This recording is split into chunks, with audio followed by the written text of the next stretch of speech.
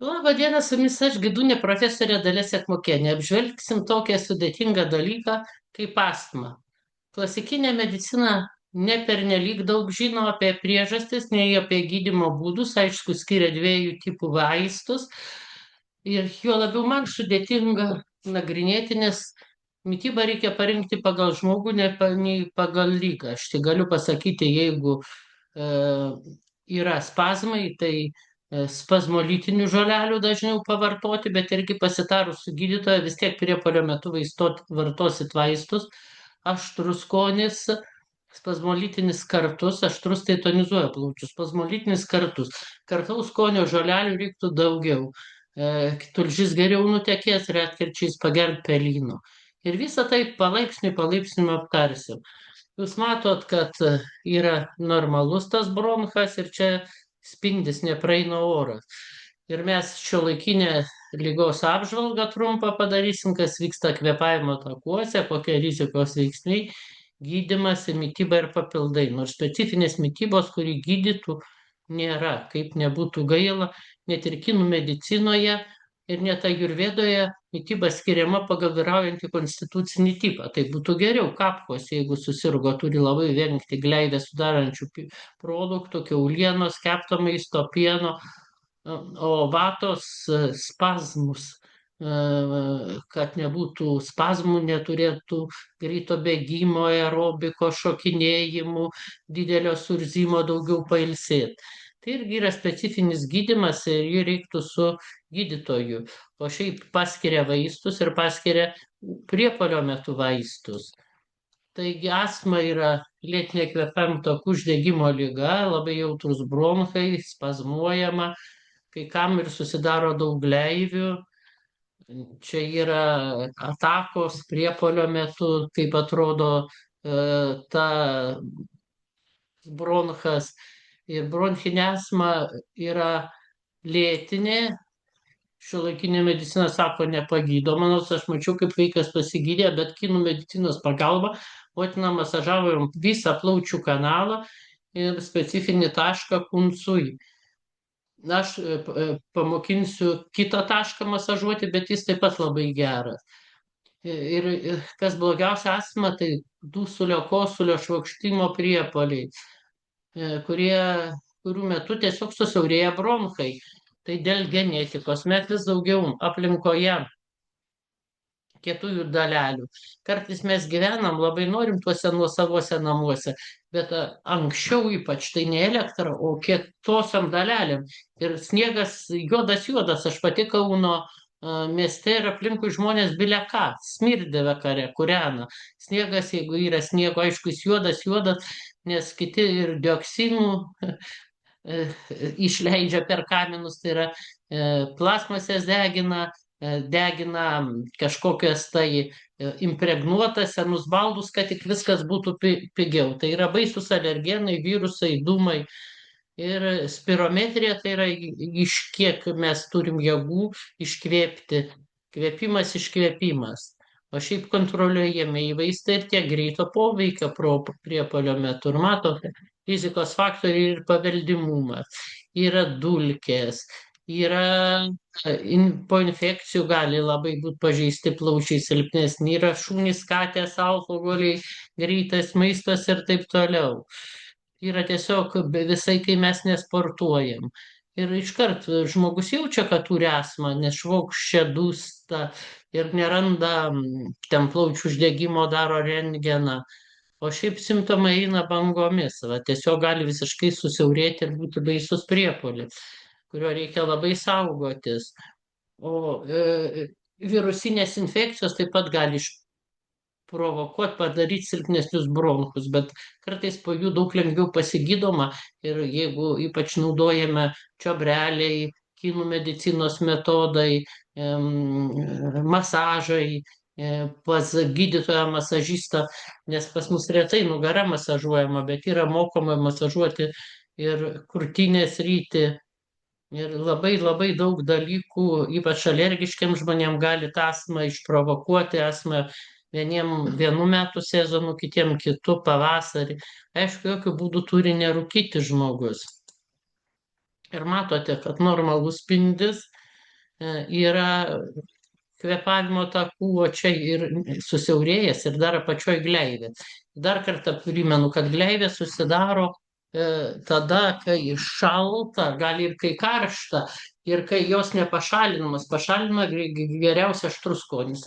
Ir kalbėjausi su keliais žmonėm, labai mėgsta aštrų skonį, tiek vyrai, tiek moteris sakė intuityviai, net to nežinodami, kurie serga astma, bet gerai kontroliuojama astma priepuoliai dabar labai retai.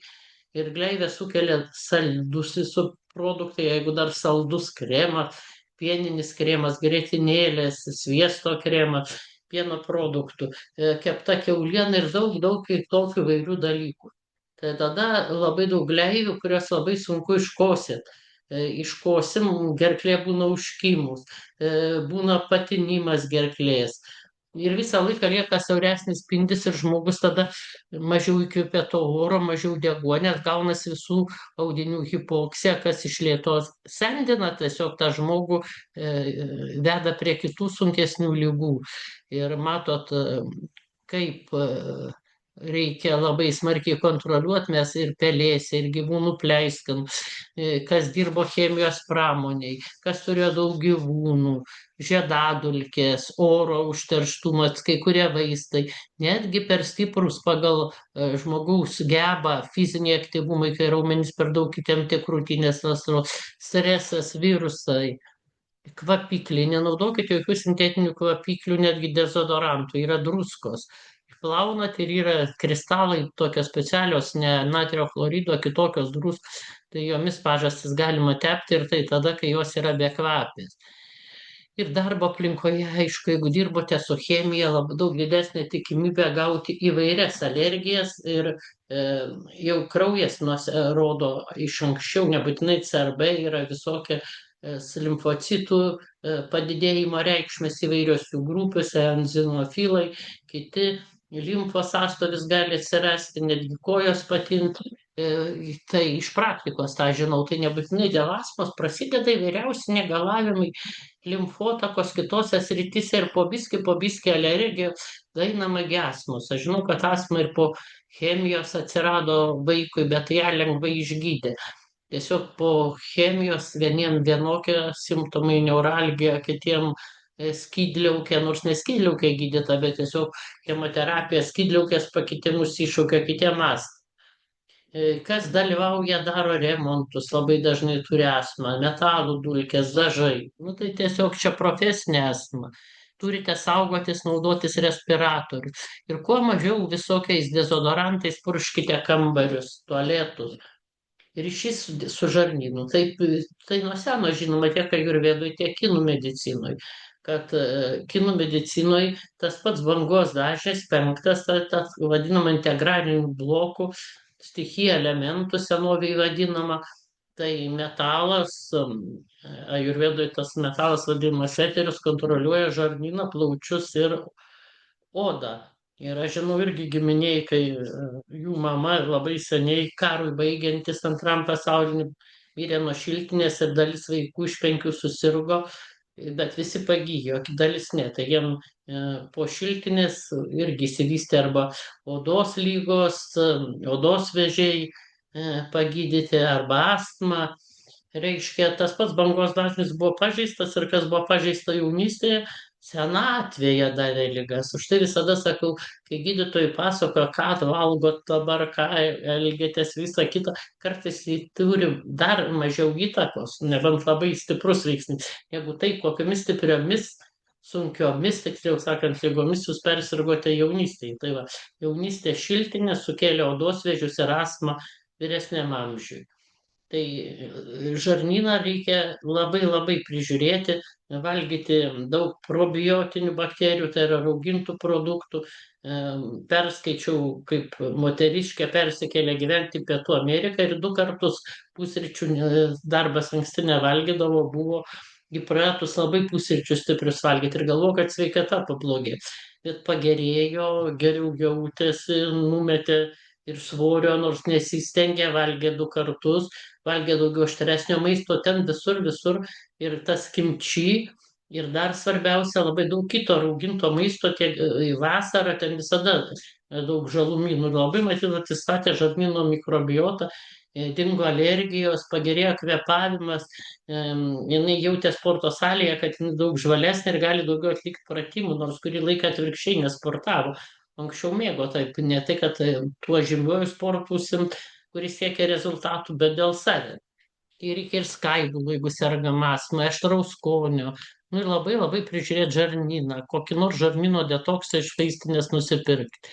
Ir iš į sodą tas pats bangos dažnis, dažniausiai atopinis dermatitas, bet gali būti ir kitokios dermatito rūšys. Sausoda, nežulys, reikalinga odos priežiūra. Celiakijos. Ar astma pažeidžia kitus organus? Be abejo, pasidaro labai silpna, jinai sumažina fizinį pajėgumą. Ir net blogiau dėl jos miegama. Naktį gali prasidėti priepuoliai. Jis gali varginti širdį per hipoksiją, nes astmos metu sukelia, kaip sakiau, mažiau deguonies, sukelia hipoksiją, mažiau deguonies patenka į kraują. Ir tai didina stresą, bendrą visą organizmo. Atvirkštinis yra ryšys, pažiūrėjau. Kitos lygos, va, žmogus net atsigulė, išvargęs nuo visokių užplūdusių bėdų. Nes jeigu turim skrandžio bėdų, refliuksas gali bloginti astmą, nutukimas labai blogina, pasunkina tos astmos priepuolius, sinusitas, iš vis sunku įkvėpti daug gleivių, tos gleivės gali pereiti į bronchus, nerimas gali suspazmuoti, miego apnėja labai svarbi, kad neknarktumėm. Labai daug kas svarbu, organizmas žiūrimas holistiniu požiūriu. Ar astma gali virsti lopilu, tai obstrukcinė plaučių liga. Tai dažnai gaunasi ir kartais ir astma, ir lopil kartu. Reikia ankstyvos kontrolės, va tiesiog sveika, o čia lopil tai pakitusios alveolės, susiaurėjusi bronchiolė, obstrukcija reiškia kaip ir nykimas, formos keitimas, struktūros, kitokių ląstelių atsiradimas. Tai irgi obstrukcinė plaučių liga sunkiai gydoma. Ar astma sukelia plaučių vėžį? Ne, lyg įrodyta, kad nesukelia, labiau sukelia rūkymas, tarša ir amžiui svarbus ir kontrolė, kad darytis tas rentgenogramas ir tikrinti simptomus, aptart su gydytoju labai svarbu. Ir diagnozuojama, aišku, spirometrija, gydytojo apžiūra, imami bronchų mėginiai, biopsija, tyriamos alergijos, visa simptomų istorija, kokiamis kitomis lygomis sirgote ir gydymas inhaliuojami kortikosteroidai. Tai yra antinkščių hormonai. Antinkščių išsekimas, pasižiūrėkite kitą mano video, aš turiu nufilmavusi, ir antinkščiam labai padeda saldymedis, bet turim jausti jo skonį, kad nepadidintumėm kraujospūdžio. Yra įvairios prieskonio arbatos, kurios turi daug antioksidantų. Antioksidantai plus saldymedis stiprina labai antinkščius ir tada mažiau reikia tų kortikosteroidų ir gydomos kitos plaučių lygos, jau čia autoimuninė sarkoidozė ir obstrukcinė plaučių liga ir astma, jeigu gaunama daug antioksidantų. Šiaip vaistais, šiais laikais gydytojai gydo vaistais ir reguliarumas labai svarbu. Ir visada mūsų priepuolio metu turi turėti tų vaistų, kur paskyrė gydytoja, naudoti tokiamis dozėmis, kur paskyrė gydytojas, ir planas B, kaip greitai įsikvies greitą ir ką daryti, kol jinai atvažiuos. Visada tai aptarkite su gydytoju, jeigu buvo stiprus priepuoliai. Biologinė terapija, čia tai mano nuotrauka rodo sąnario galbūt biologinė terapija, bet sunkiomis formoms yra tiksliniai vaistai, mažina paūmėjimus, skiria specialistas, nes toli gražu tikrai ne visiems. Šiandien aptariam ne tą, o mitybą, daug daržovių, tai yra antioksidantai ir stiprus antioksidantai, kuo intensyvesnė spalva. Vaisiai saikingai, uogos po 50, po 100 gramų drąsiai vasarą, jas gausite daug prebiotinių maistinių skaidulų, labai daug vitaminų, B grupės vitaminų, kas svarbiausia, labai stiprių antioksidantų. Mažiau ultra perdirbto maisto, kad ten visokie viniotiniai ir taip toliau. Ir svorio kontrolė svarbi. O papildai aš pasižiūrėjau, kad bet kokių ligų tas pats magnis, kad nebūtų spazmo, omega 3, vitaminas D trūksta, probiotikai, duomenys labai mišrūs, padeda, nepadeda viduriam, tai tikrai padeda. tai ir bendrą savijautą pagerins. Liaudiškos priemonės, medus, gerklę ramina, imbiras, visi aštrus prieskoniai. Šilti gėrimai, tik šilti, be jokių ledų. Garai, labai atsargiai inhaliacijos, jeigu gydytojas pats domisi aromaterapija ir jis aromaterapija yra gydęs asmą, gydytojas, būtent gydytojas, ne šiaip liaudės aromaterapeutas, tai tada naudokit. Ir tai nepakeis vaistų. Labai reikia vengti rūkimo, dūmų, pelėsiai, neduok die, perteklinių visokių kvapų. Kvėpavimo, jeigu specialių pratimų nemoka, tai turit įkvėpti taip atsigulę, kad pilvas tiesiog išsipūstų. Iš lėto ir tada iškvėpti. Iškvėpimas visada ilgesnis negu įkvėpimas, tai gydo. Plaukimas, jeigu tinka, kontrolė. Ir svarbiausia žinutė, valdoma labai sėkmingai, daug metų gyvenama, netrumpina gyvenimą, jeigu sėkmingai kontroliuojama, aplinka svarbi ir gyventi aktyviai. Nelaikyti savęs dideliu ligoniu. Dabar ką sako kinų medicinos paslaptis? Tai yra kvėpavimas, tai dao ženklas simbolizuoja kvėpavimą, jam įkvėpimą. Va, yra čia įkvėpimas, jam iškvėpimas in. Kvėpavimas labai svarbus žmogaus sveikatai, visas či rūšis pajudina, visas žmogaus kūnas, visos 5 stichijos. Kai žmogus dūsta sergant bronchito ar bronchinė astma, svarbu aiškinti, ar sunku kvėpti ar iškvėpti, nes be plaučių energinio kanalo įtraukiami dar ir kitų kanalų, inkstų, širdies kanalo, net kepenų taškai, kasa blužnis ir jeigu gydo, čia jau irgi savavališko gydymo ne, aš parodysiu tik tai gydymą per plaučių kanalą, o ar veikti kasos blužnies, širdies, inkstų, yra labai daug gerų gydytojų. Gydytojas klasikinis yra akupunkturistas, tokių jau be galo daug išmokusių abi medicinas. Pas juos eikite, daro stebuklus, tikrai yra labai daug kam padėję. Ir dauguma žmonių kvėpuoja krūtinę, būtinai turi kilnotis diafragma, kaip aš rodžiau. Įkvepiam, galim atsigulę kvėpuoti rankas padėję ant pilvo, tada labiau jausime. Ir gamtoje ant žolės pasitieskite, jeigu vaikui drėgna dar, tai kažkokią plevelę, ant klodėlę, ne vien tik tai rankšluostėlį. Ir per 5 minutės nors per dieną tai pakvėpuokite. O metalas, matot, plaučiai, storasis žarnynas ir oda yra projekcija. Plaučių kanalas eina giliai, jis eina net stuburę, eina giliai į galvą, eina į širdį, daug kur tai giluminis, o šiaip išeina rankoje, pirmas, antras taškas toje vietoje, kur aš savo rankomis rodžiau, ir tada eina ranka ir baigėsi nykščia, turi tik 11 taškų, žymimas arba P raidė prancūzų nomenklatūra arba lank. Tai yra angliškas žodis, galima visą kanalą, va taip ir masažuoti, iš lėto nykščiu, va, kaip aš rodau, masažuoju. Iki paskutinio taško, čia saulytė dabar šviečia, apšviečia mano ranką ir tai labai gerai, galima kunsui, kaip sakiau, sustot taške, bet gleivės išsklaido ir masažuojamas taškas Lecue. Ir Taiyuan. Lecue yra 7 taškas, patys susiraskit, o čia Taiyuan yra 9 taškas. 9. Čia abiem nomenklatūrom 9 plaučių arba long 9. Taiyuan.